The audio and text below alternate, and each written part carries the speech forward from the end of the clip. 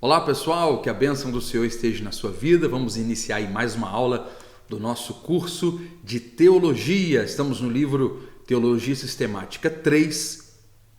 Hoje nós vamos falar sobre o último capítulo desse livro, Soteriologia, a doutrina da salvação. Hoje é a primeira aula deste capítulo, então vamos ficar atentos aí a todas as informações que nós teremos. Tenho certeza que será muito edificante. Você será muito abençoado. Particularmente, essa é a aula que eu mais gosto. Não apenas por se tratar um dos temas mais importantes, porque não deixa de ser, né? Afinal, sem a salvação não faz sentido nada disso, não faz sentido nem você aprender essa aula, nem nada no curso de teologia.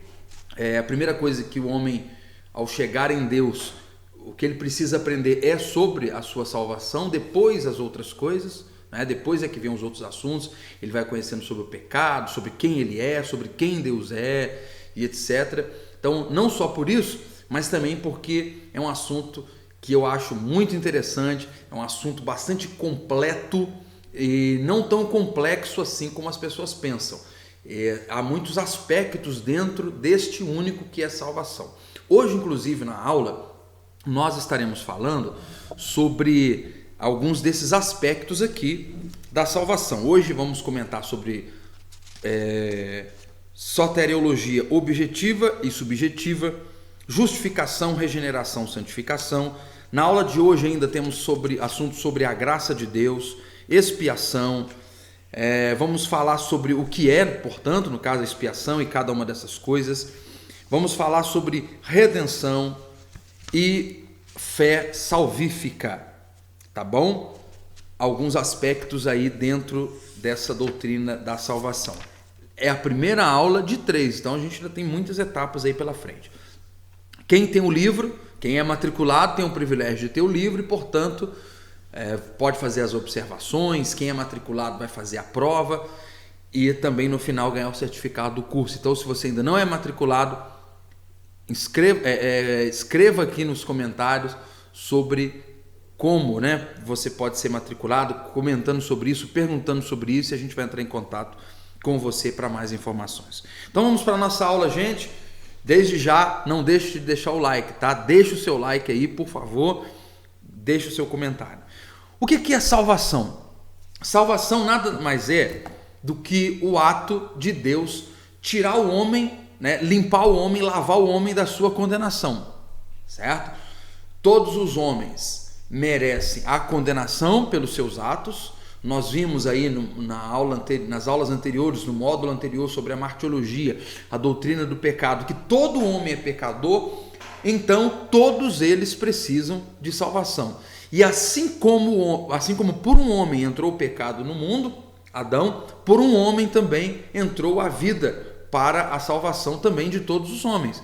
Todos então são pecadores e todos, portanto, têm a chance de ser salvo, e nós estaremos vendo alguns aspectos importantes aqui. Jesus usou pela primeira vez a palavra soteria, aliás, por isso que a gente fala soteriologia, que é de onde vem, da raiz da palavra salvação. Jesus foi o primeiro a usar, mas Paulo usou essa palavra, João, o apóstolo Pedro, todos eles, quando foram falar sobre este ato de Deus, eles mencionaram essa palavrinha que se traduz por salvação. Mas nós vamos ver aqui que não é apenas essa palavra que é usada, muitas outras, dentre elas as que eu já mencionei aqui, justificação, regeneração e outras que eu já falei no início do vídeo, e a gente vai comentar detalhadamente sobre elas. Imagine esse processo de salvação como se fosse uma mexerica, Ele é apenas uma fruta, mas ela tem vários gomos. Uma laranja, tem vários gomos. Ou seja, tudo é salvação, mas há vários processos ali que incluem a salvação. Um não existe sem o outro. Ninguém pode ser, por exemplo, justificado sem ser regenerado. Mas a gente vai ver o que significa cada um desses processos. O primeiro deles está dentro da soteriologia objetiva, ou seja, que é mais conclusiva, direta, que é a justificação. Vamos ler esse primeiro parágrafo aqui, essas primeiras linhas desse parágrafo. Quem tem o livro, a página 132, e anote este texto, diz assim: justificação é a mudança de posição externa e legal do pecador diante de Deus, de condenado para justificado. Através da justificação, desse ato de Deus para o homem, a pessoa deixa de ser um condenado e passa a ser absolvido, passa a ser justificado. É como se Deus estivesse dando o joinha, né? Falando na nossa linguagem aqui de YouTube, para aquela pessoa. A pessoa está limpa, a pessoa está liberada de seus pecados, justificado. É o pecador, mesmo sendo culpado pelos seus pecados, ele foi, digamos, absolvido. Mas por quê? Então Deus é injusto de absolvê-lo? Não, pelo contrário, Deus é justo, porque ele olha para o sacrifício da cruz de Cristo, que foi tão alto a ponto de ser capaz de justificar, de perdoar todos os homens. A salvação foi oferecida a todos os homens, certo? E alguém que recebeu a Cristo, então, por ter entregado a sua vida a Ele, por ter recebido Cristo como seu Salvador, por tê-lo confessado, Romanos capítulo 10, por tê-lo confessado, recebe a justificação, ok? Regeneração, já na próxima página, 133, trata-se da mudança de condição do pecador de servo para filho de Deus. O homem é regenerado. A regeneração é tão séria diante de Deus que a Bíblia a chama de batismo de Jesus, e aí tem os textos. Regeneração é aquilo que Jesus ensinou para Nicodemos em João capítulo 3. Quem não conhece ainda, dê uma pausa aqui no vídeo, vai lá dar uma lida, certo? João 3, quando Jesus disse para Nicodemos: é necessário que você nasça de novo. Esse nascer de novo é a regeneração. A pessoa recebe uma transformação dada, claro, por Deus, só Deus faz isso. E regenerar, ou seja, gerar de novo, novo nascimento. Antes, filho do mundo, antes talvez até filho do diabo, porque João 10:10, né? Ali os textos ali vão dizer, acho que o versículo, inclusive o 44, fala sobre o filho do diabo. Satanás é o pai da mentira, quem mente, né?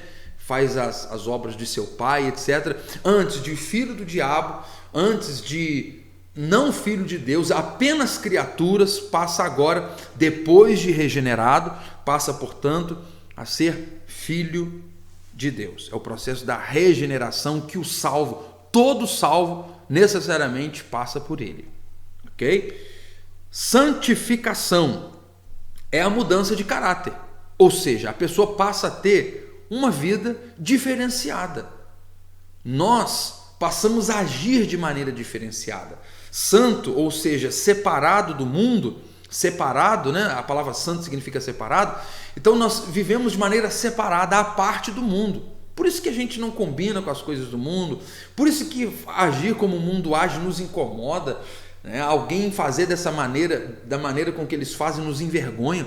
O apóstolo Paulo escreveu aos Efésios, que até mencionar o que eles falam é algo torpe, até mencionar o que eles fazem, tá? O que eles fazem, a Bíblia diz assim, até falar é torpe, até dizer é torpe. Então, por quê? Que a gente considera errado até mesmo mencionar o que eles praticam? Porque nós vivemos de maneira santa. Santo não é ser perfeito, é ser separado do mundo. E esse processo de santificação é gerado por Deus em nós, para quem vive a vida de Cristo. Ok? Sobre soteriologia de maneira subjetiva, a gente vai ver a salvação quanto ao ato passado, presente e futuro. Quanto ao passado, nós vemos que Deus, desde a fundação do mundo, já fez o planejamento da salvação, porque ele já sabia que nós éramos pecadores. Em Romanos capítulo 8, o versículo 30 diz assim: e aos que predestinou, a esses também chamou, aos que chamou, também justificou, e aos que justificou, o santificou, e aí vai dizendo o texto. Esse texto nos fala que já há um predestino para algumas pessoas. Já existe uma predestinação de Deus, ou seja, Deus já traçou a trajetória de um povo. Que povo é esse? Igreja.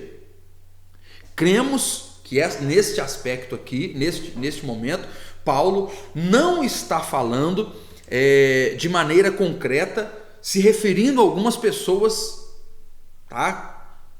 Diretamente. Por exemplo, a mim, Paulo, Deus já me predestinou. A você que está lendo essa epístola, Deus já te predestinou. Não, mas Paulo está falando de maneira subjetiva, ou seja, Deus fez isso, predestinou pessoas, Deus chamou pessoas, justificou pessoas. Ou seja, em Efésios, inclusive, tem a palavra eleição, né?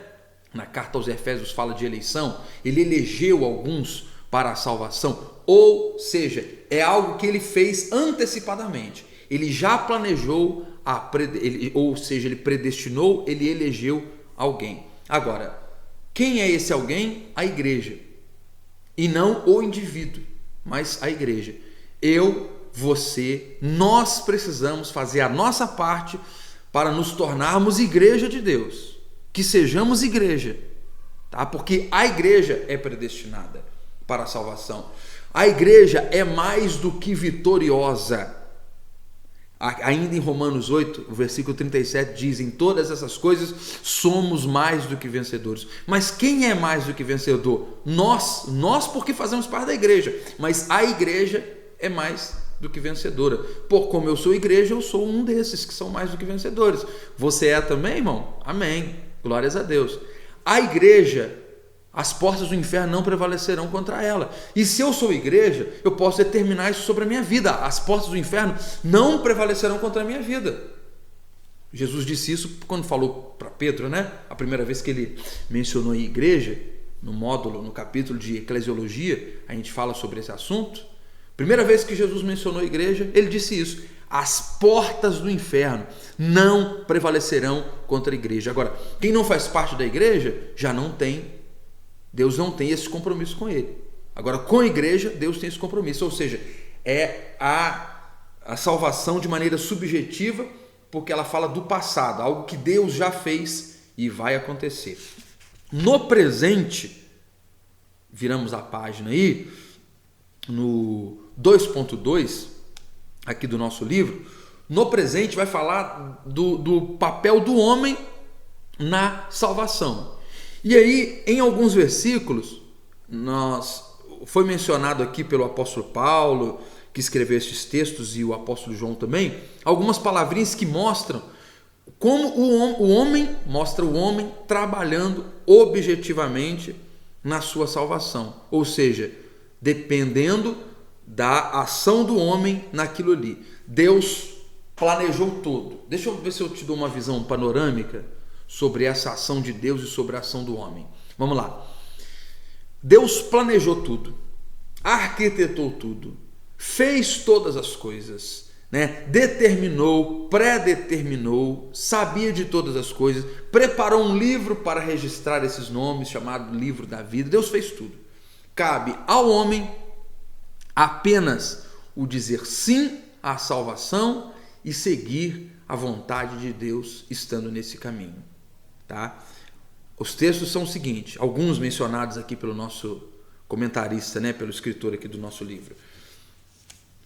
Ora, amados, pois que temos tais promessas, purifiquemo-nos de toda imundícia da carne e do espírito, tá vendo? Aperfeiçoando a santificação no temor de Deus, mostrando um aspecto do homem se purificando, trabalhando para a purificação. Claro que a lavagem, né, lavar a alma, purificar, Deus é que faz, mas o homem, ele trabalha para o seu processo de santificação.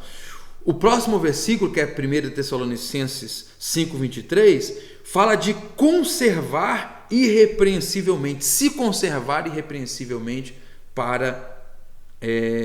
em temor para a salvação, né? Diz o texto aqui: conservem o vosso espírito Vou ler o versículo completo. Vamos lá, gente. 1 Tessalonicenses 5:23. E o mesmo Deus de paz vos santifique em tudo, e todo o vosso espírito, alma e corpo sejam plenamente conservados, irrepreensíveis para a vinda do Senhor. 1 João 2,6. Aquele que diz que está nele, também deve andar como ele andou. Então, o homem no presente, falamos da salvação no passado, agora no presente. No presente, o homem deve andar como ele andou. E Filipenses 2,12, aí é Paulo novamente, operai a vossa salvação com temor e tremor. Então, aspectos passado, este é o presente, e agora vamos falar do aspecto futuro, a salvação quanto ao futuro. A Bíblia nos diz assim, Hebreus capítulo 9, e como aos homens está ordenado morrerem uma vez, vindo depois disso o juízo, assim também Cristo, oferecendo-se uma vez para tirar os pecados de muitos, aparecerá segunda vez sem pecado aos que esperam para a salvação. Então nós aguardamos no futuro a salvação que nos é oferecida hoje e que foi pronta no passado. Tá? Resumindo, é isso. Nós estamos aguardando para um dia sermos salvos, um dia definitivamente o pecado não vai ter efeito em nós, um dia definitivamente as consequências dele, que é a morte, né? O salário do pecado é a morte, não terá efeito na nossa vida. Um dia nós seremos totalmente livres de qualquer risco de sermos lançados no inferno pelas nossas atitudes, mas até que esse dia chegue, eu estou falando do futuro, até que esse dia chegue, hoje eu ando na presença do Senhor, hoje eu me humilho a Ele, ao Senhor, pedindo perdão pelos meus pecados e fazendo coisas como diz aqui o texto, como dentre elas, como andai como Ele andou, disse o apóstolo João. Isso hoje, e faço assim hoje por quê? Porque no passado, olha os três aspectos aí, Ele já agiu tudo por mim, já planejou a salvação, já pagou o preço através de Cristo Jesus, o preço já foi pago, enfim, são esses os três aspectos. Agora nós vamos falar sobre um outro aspecto, outro item da salvação, que é a graça de Deus, a graça de Deus. Outra coisa, assim como regeneração, santificação, justificação, a graça de Deus também, ela vem totalmente de Deus, por isso graça de Deus, mas ela provém totalmente de Deus. Nesse caso aqui, a gente não vai falar sobre a graça comum. Por graça comum a gente entende o favor de Deus, graça gratuitamente, favor de Deus gratuito, que manda sol para todos, chuva para todos, né? Coisas boas e coisas ruins nessa terra, enquanto a gente está aqui, vai acontecer com todo mundo, correto?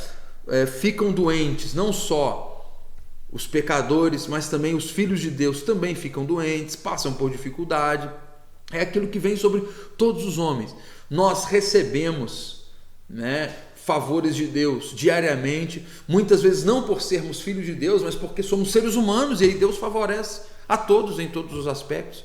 Não é porque alguém é ateu que Deus vai deixar de fazer aquilo para ele. Essa é a graça comum. Não é o caso, não é a abordagem que vamos fazer aqui mais profunda. Hoje nós vamos falar profundamente, melhor, sobre a graça salvífica. A graça salvífica é a atitude ou provisão graciosa do Senhor para com o indigno transgressor da sua lei. Você que tem um livro matriculado, marque bem esse ponto, tá certo? Atenção para esse detalhe, aí pega a sua caneta, marca esse ponto, porque ele é muito importante. A graça salvífica é essa atitude de Deus. Ninguém merece, nenhum homem jamais merece a salvação. Mas Deus oferece a todos os homens a salvação. Assim como Ele oferece, assim como Ele dá, né? A chuva, o sol, todas as coisas aqui nessa terra, Ele também, a todos os homens, Ele também oferece a todos os homens a sua salvação. Ele oferece a todos os homens o plano feito e concretizado por Cristo ali na cruz do Calvário, tá? À luz de Romanos, pessoal que tem o livro, nós estamos na página 135, ok? O segundo parágrafo vai dizer assim: à luz de Romanos capítulo 6, versículo 23, a graça de Deus, graça é Deus nos dando o que não merecemos, tá? Eu errei um pouquinho aqui na leitura, pessoal, mas vamos lá. Vocês, inclusive, perdoem o nervosismo, tá? Vamos lá, gente. Uma coisa é dar aula pessoalmente, outra coisa é dando aula apenas com uma câmera no rosto da gente. É diferente. Aí vocês nos perdoem aí algum nervosismo, etc. Vamos continuar aqui. À luz de Romanos 6:23, inclusive pegue a sua Bíblia e leia. Deixa eu ler esse versículo aqui, então, já que ele é tão importante, eu peço você para pausar. Você pausa e lê? Então, para que você não cometa esse erro de não ler e de não usufruir da preciosidade desse versículo, eu vou ler ele aqui. Ó. Diz assim o texto: porque o salário do pecado é a morte, mas o dom gratuito de Deus é a vida eterna em Cristo Jesus. Então aqui fala da morte e da vida eterna. O salário do pecado é a morte. Quem peca? Todos. Então todos mereciam a morte. Mas o dom gratuito de Deus é a vida eterna. Então vamos adiante aí. De acordo à luz desse texto, graça é Deus nos oferecendo o que não merecemos, que é a vida eterna. Deus oferece isso. Ninguém merece, mas Deus oferece. E misericórdia é Deus dando o que é Deus não dando, perdão, novamente. Misericórdia é Deus não dando aquilo que a gente merece. Então, graça, Deus vai oferecer o que a pessoa não merece. Na graça comum, a chuva, o ar que respira, isso Deus dá a todos, né? E quanto à salvação, ele vai salvar o pecador, mesmo ele não merecendo, ele vai fazer dessa maneira, tá? E misericórdia, aí já é um outro aspecto, tá? Porque graça é uma coisa, misericórdia é outra, mas elas são muito parecidas. Misericórdia é Deus não dar o que de fato a pessoa merece. Que merece um ateu, que Deus nem se lembre dele, né? Tira o fôlego de vida dele, não acredita em Deus, então para que está respirando o ar que Deus dá? Mas Deus não faz isso por misericórdia. Deus não dá aquilo que a pessoa de fato merece. Que merecem todos os pecadores a condenação para o inferno. Mas aqueles que recebem a Cristo como seu Salvador, Deus não lhes dará aquilo que eles merecem. Misericórdia. Tá? Afinal, o salário do pecado é a morte. O salário do pecado é a morte. Essa é a graça salvífica. Alguém merece essa graça? Por isso que se chama graça, não é merecimento. A salvação em nenhum aspecto pode ser vista como merecimento.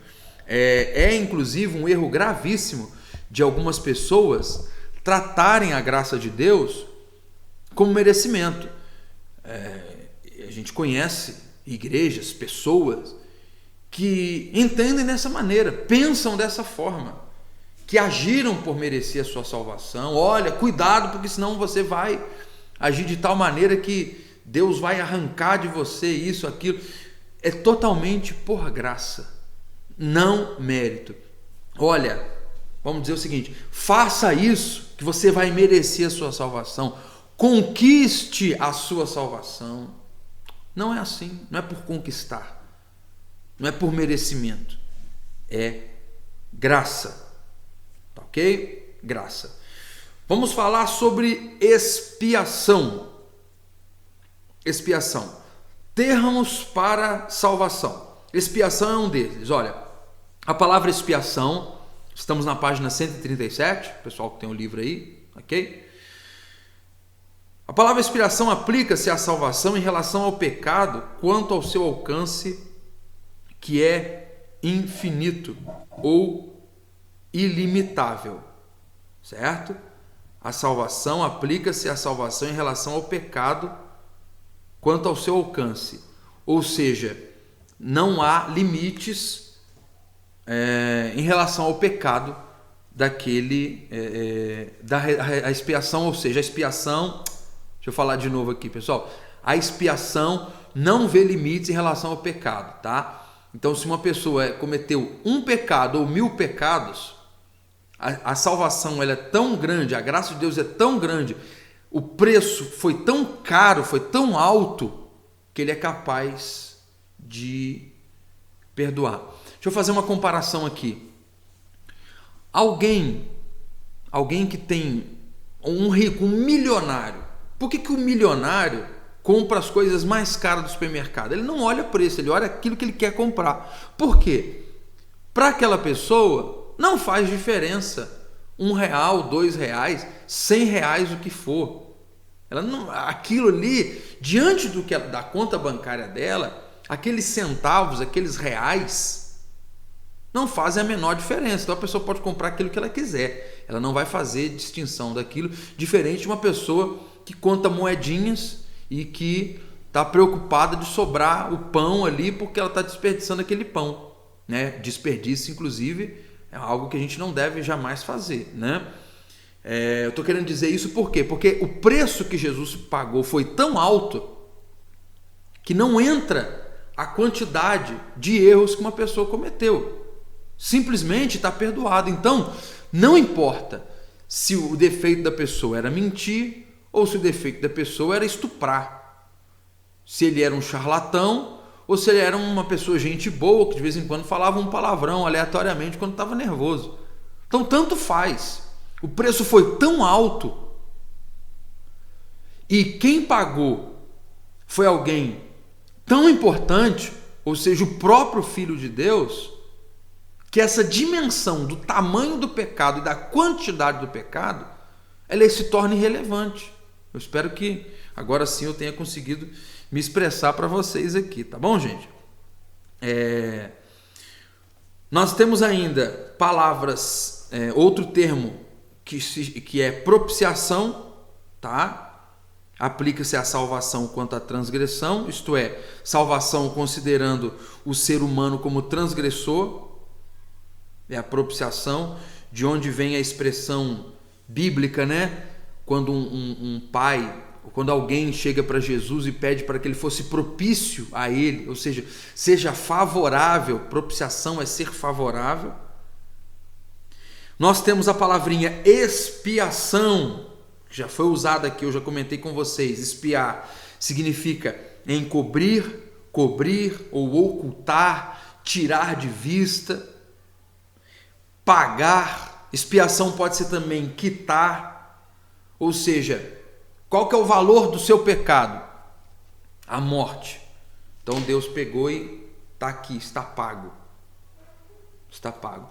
Inclusive, como o pagamento foi antecipado, será que eu poderia comparar? Será que nós poderíamos comparar como um cheque calção que Deus deu? Deus foi lá e pagou antecipadamente pelos nossos pecados? Pois então, Deus fez isso antes mesmo de nós cometermos. Nos amou quando ainda éramos pecadores, diz a palavra de Deus. Então, expiação é apagar. Na página 138, atenção aos nossos alunos aí que têm os seus livros, o primeiro parágrafo da página 138 diz assim: a expiação aplaca o legislador por satisfazer a sua lei. Desculpa, gente, vou ler de novo. A expiação aplaca o legislador por satisfazer a sua lei violada que foi, pela culpa do pecado como ato praticado. Ou seja, satisfaz o legislador que é Deus. Alguém já pagou o preço do seu erro, Jesus. Ou seja, o seu pecado foi expiado. Não existe mais aquele pecado porque alguém pagou ele, no caso, Jesus Cristo. Tá bom? No Antigo Testamento, olha só para essa observação interessante aí, gente. No Antigo Testamento, a expiação durava, está até entre aspas aqui no livro, apenas 1 ano. Por quê? No outro ano, as pessoas deveriam ir, né? O sumo sacerdote fazia o dia da expiação solene, mencionado ali em Levíticos capítulo 16, todo ano fazia a mesma coisa, todos os anos. Era necessário oferecer sacrifício pelo pecado, o dia da expiação. No Novo Testamento, a Bíblia já nos mostra da seguinte maneira, Hebreus capítulo 9 e capítulo 10, nos mostram como essa expiação foi única. E no capítulo 7, versículo 27, diz que, por isso, ele fez uma vez oferecendo-se a si mesmo. Antes, no Antigo Testamento, todos os anos, hoje, uma vez, Jesus ofereceu o seu corpo, fez o sacrifício e foi pago os nossos pecados. Amém?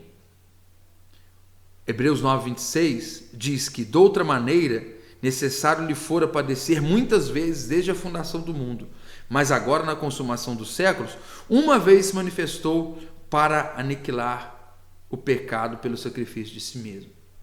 Uma vez. O sangue de Cristo é o suficiente para apagar os pecados de todo mundo, no caso de todos aqueles que recebem a salvação. Amém? Próximo aspecto da salvação: redenção. Redenção significa, nos dias bíblicos, redenção é a libertação de um escravo mediante o resgate. E aí nós vamos ver aqui algumas palavrinhas. Quem tem o livro, né, vai ter essa oportunidade de conhecer algumas palavrinhas no original, né, do grego, que são usadas para definir, para exemplificar, para mostrar o que é a redenção. Aí tem essas palavrinhas e o significado delas na frente. Mas redimir é isso. A pessoa antes estava numa condição de escravo, ela foi comprada para ser liberta. Toda vez que a Bíblia fala de redimir, e esse é um outro aspecto da salvação, né, justificação, redenção, que é esse caso, expiação, nós já falamos, graça, a redenção é um outro. Redenção é isso. Alguém era escravo, eu era escravo, você, nós éramos escravos do pecado. Hoje não somos escravos, hoje somos livres, libertos. Tá? Nós sim somos libertos por Cristo Jesus. Aí tem a palavra comprastes, né? Que fala da compra, Tem uma outra palavrinha no grego que significa, lá de Gálatas 3:13, resgatou, também é o fato de resgatar, né? Que vem da palavra redenção, de redimir, pagar o preço exigido, libertar mediante pagamento de resgate, enfim, várias palavras que são muito interessantes, muito importante cada um dos alunos atentarem para ela e para os seus significados, tá bom? Vamos falar sobre propiciação. Comentei agora atrás um minutinho ali sobre propiciação e aí a gente vai falar sobre isso. Página 140. Propiciação como resultado da expiação. A palavra portuguesa propiciação deriva do latim propício, ou unir, reconciliar, pacificar, correto? O conceito pagão de propiciação é aplacar um Deus irado e vingativo.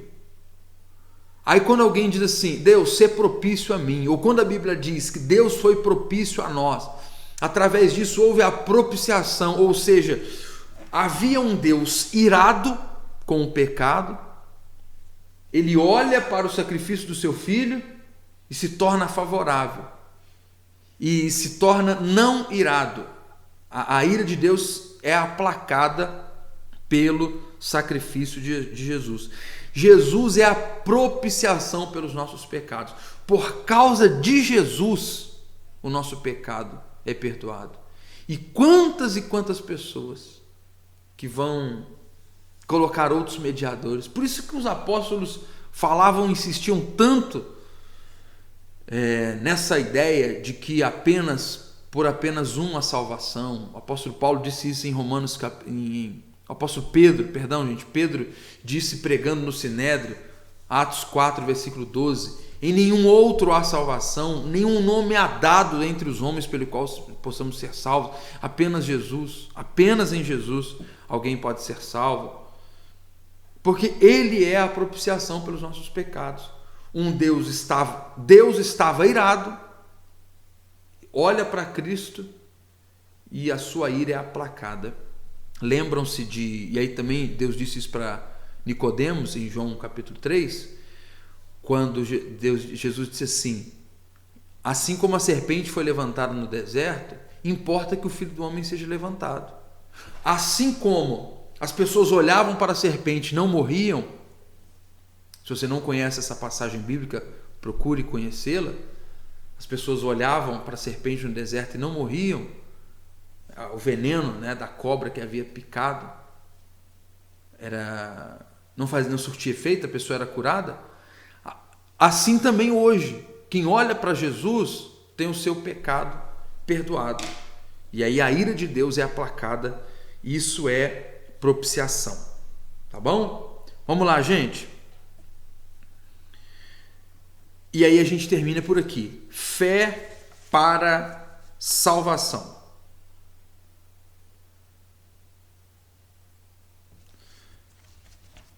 Página 141.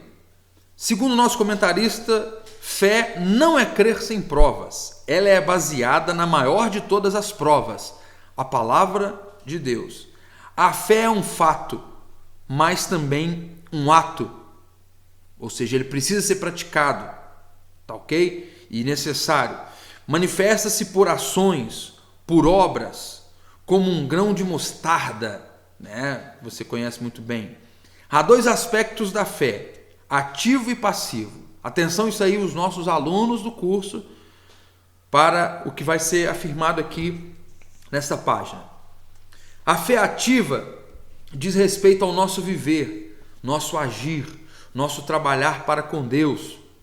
Já a fé passiva se relaciona com a fidelidade do crente ao Senhor e sua firmeza e sua firme perseverança. Então é importante que o cristão tenha a sua fé de maneira ativa, ou seja, ele age, ele trabalha para com Deus e também ele se relaciona com Deus e mantém firme a sua perseverança. Fé é acreditar naquilo que Deus nos oferece, a salvação. Tem pessoas que não creem em nada do que eu disse aqui, ou seja, elas não têm fé o suficiente para serem salvas, tá? Precisam crer na palavra de Deus. Manifestação da fé salvífica. A fé salvífica tem a ver com o pecador em relação a Deus, pois sem fé é impossível agradar-lhe, porque é necessário que aquele que se aproxima de Deus creia que ele existe e que ele é galardoador daqueles que o buscam. A pergunta que o jovem rico deveria ter feito em Mateus 19 é a seguinte: em que devo crer para ser salvo? E não, que devo fazer para me salvar? Ele fez uma pergunta errada, né? Salvação não é o que eu devo fazer, mas em que eu devo crer para me salvar. Inclusive, perguntaram para o apóstolo Paulo: o que eu devo fazer para ser salvo? O carcereiro perguntou. E ele respondeu: crê no Senhor Jesus e serás salvo tu e a tua casa. É necessário crer para a salvação. Se eu não acreditar neste processo de salvação, se eu não crer em Cristo Jesus, em todo este plano que está sendo discorrido aqui, eu não sou um salvo, eu não consigo alcançar a minha salvação. O que é a fé natural? Fé natural o comentarista usou até um termo assim muito simples, né? É a fé da cabeça, ou seja, é aquilo que vem na mentalidade das pessoas. É a fé comum a todas as pessoas, é a fé normal de se ter. Ela, na verdade, ela pode ser definida como até mesmo um sentimento. Não a fé salvífica, obviamente. A gente está falando da fé natural. As pessoas naturalmente acreditam em algumas coisas. A gente dorme acreditando que vai no dia seguinte levantar e andar e viver a vida normal. A gente se programa para o amanhã, ou seja, eu estou acreditando que amanhã eu vou fazer assim. É a fé que vem naturalmente das pessoas. É a fé que Tomé teve ao acreditar, porque ele viu, aí ele acreditou nas feridas, acreditou que Jesus estava ressuscitado. Mas por que ele acreditou? Porque ele viu. Esse tipo de fé, essa aí, todas as pessoas têm, né?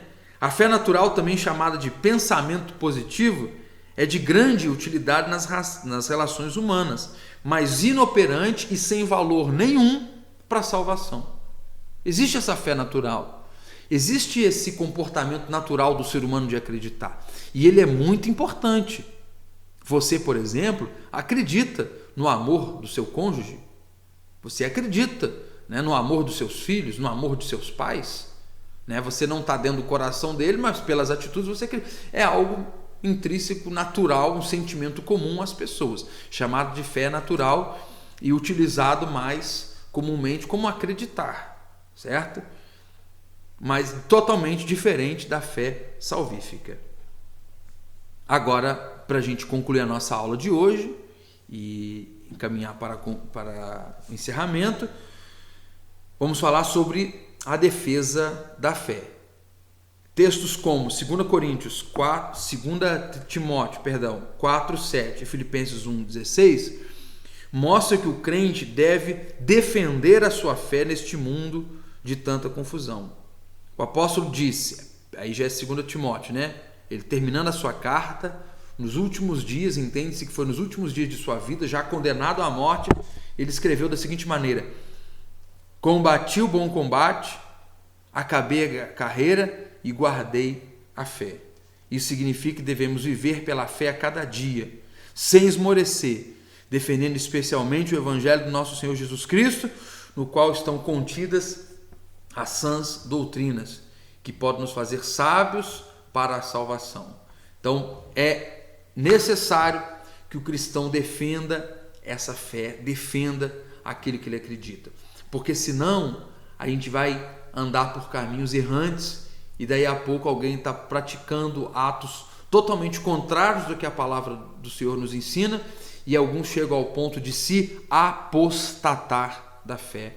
E nós jamais devemos ser um apóstata, jamais nós podemos pensar na possibilidade de nos afastar do caminho do Senhor, tá bom? Nós vamos encerrando a nossa aula por aqui. Muito obrigado a todos. Deixe os seus comentários, nos passe alguma observação que você nos achou dessa aula. No mais, que o Senhor guarde a sua vida, que o Senhor te proteja. E atenção, se prepare para a aula de número 2, no nosso próximo vídeo. Um abraço a todos. Tchau, tchau.